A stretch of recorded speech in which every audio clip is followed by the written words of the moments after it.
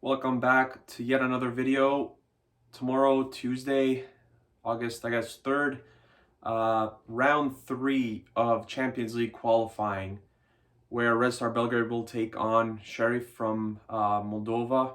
A little bit of background: 19 of 30 titles they've won in Moldova. Last time they didn't was 2015.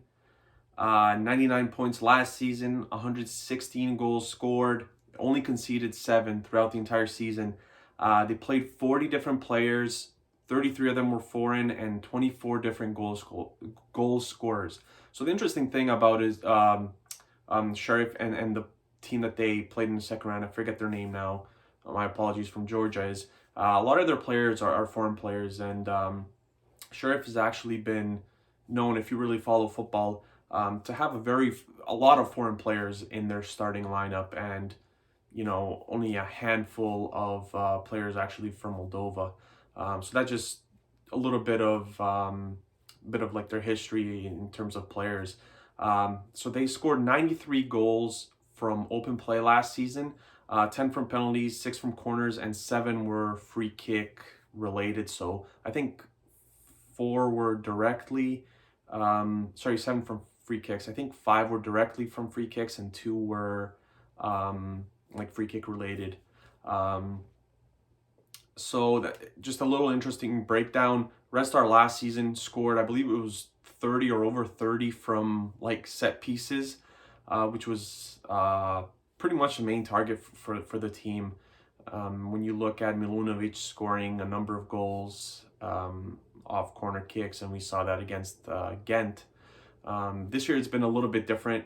Milunovic is gone, not as much height in the back, and the strikers are a little bit smaller than what Falcinelli was last year. Adama Traore, not the gentleman who plays for Wolves, was their best player last season. 10 goals and 8 assists, or 10 goals and 7 assists in 18 matches. Castaneda had 33 in 42 matches in all competition.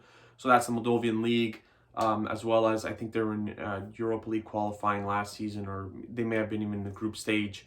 And Luvanor has 4 goals. Hope I'm saying that name right. 4 goals in 4 matches in Champions League qualifying this season. Also, should point out they have 9 goals in 4 matches in Europa League, in Champions League qualifying this season. They scored 5 in the first 2 legs, and then they scored 4 in this last leg, and they've only conceded 1. So 4 matches, they've only conceded 1. Obviously, Red Star is a little bit of a different team than what they've faced so far in this Champions League qualifying phase. We'll say one thing: their team has changed a lot since the last winter break. So they brought in almost an entire new back line, and they sold their old back line. New goalkeeper from, I believe, from AEK Athens is their number 1 goalkeeper now, but they do kind of rotate a little bit. The midfield has changed a little bit as well, and the strikers I already talked about.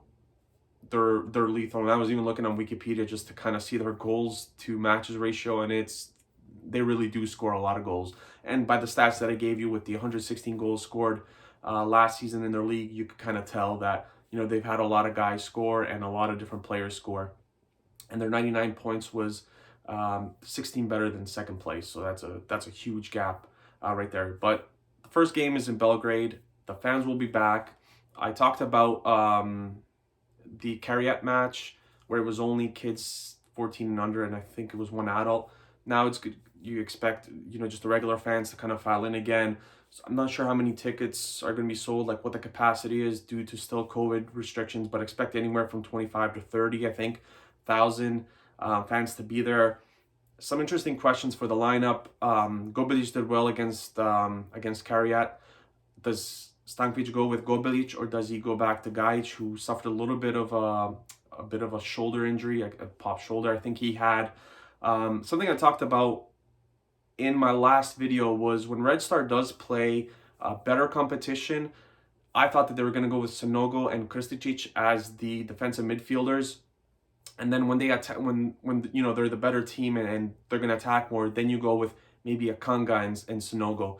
So it's gonna be interesting to see what Stankovic does in this match. It's gonna be a little bit of a feeling out process almost, to see how good Sheriff really is. I think that Kanga's been so good that he's going to stay in that spot, and I think it's going to be him and Sonogo as the defensive midfielder, so to say. And then, you know, Krstičić maybe gets some of the domestic league matches until he kind of gets up to speed. And we don't even know what's going to happen with Kanga. There's a lot of rumors that he could be sold this summer as well. We'll see what happens with that. He's had some dust-ups with Stankovic, although that looks like it's in the past.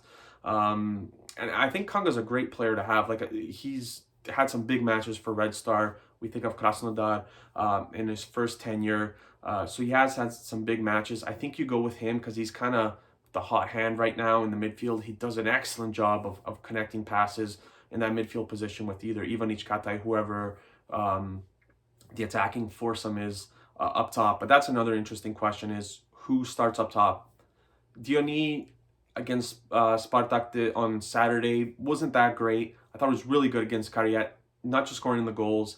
His ability to hold up play and get other teammates involved was really good. And that's something that Red Star is going to look for him to kind of keep going as the season does go on. So I think Diony is going to start. Also, should mention that Krstovic was brought off the bench in that match. He did score. I love Krstovic. He's still a very young player, but he needs a lot of chances to score a goal. He could have scored, 3 or 4 in like the 20 minutes that he was on the pitch. He just ended up getting one, scuffed a few shots, blasted some over the net. Understandable, but I think it's going to be Diony up top. Defend set pieces is something that I always say. Don't give away those goals. Borjan has been really good since he pretty much came to Red Star. But we really need to control the set pieces. Not sure how good Sheriff is. Well, I give the stats. They don't score that many off set pieces compared to Red Star, but they could still be a threat. You never know. There's broken plays after corner kicks, after free kicks, and stuff like that. One thing I'll say is the front four, like I said, it will be interesting to see what happens. Ivanic and Kataj, I think you could pencil in as starters. Ben scored against Spartak after a VAR review. I thought Falco was really good against Kariat. So does he ride Falco because of his good form, or does he go with Ben? I personally think it's going to be Falco. Just because he, again, kind of like Kanga, he is the player in form. So I think you run him out there. And then after 60, 65 minutes, you could pull Falco and you could throw on Ben, who's, again, probably the best form player that Red Star's ever had in their history. You kind of throw him on. He scores some big goals for Red Star as well. So when you look at the lineup as a whole, I think Borjan is penciled in as a starter. Rodic on one side. Again, the other side is going to be Gajic or Gobelic. I think it might actually be Gobelic. In the middle, center back pairing, I think it's going to be Pankov and Dragovic, Sanogo and Kanga, Ivanic, Kataj, Falco, and Diony up top. I think it's just going to be a regular 4-2-3-1 formation. We'll see what Sheriff does. They really changed the formations a lot from the first match that they had in round 2 of Champions League qualifying. I think they went something like a 3-5-2 or something like that, and the second match was a 4-3-3, and in the 4-3-3 they had more success. They scored 3 goals versus the one that they scored in the first leg, but the Georgian team did pretty much defend the entire match, and it was a really nice goal that they scored kind of at the end of the match. So I'm looking forward to the game. I don't think it's going to be easy by any stretch of the imagination. Like I said, Sheriff's been on top of the Moldova football scene for a while now. Won't be easy. The news that we got today, if Red Star does advance, they will play the winner of Legia Warsaw and Dinamo Zagreb.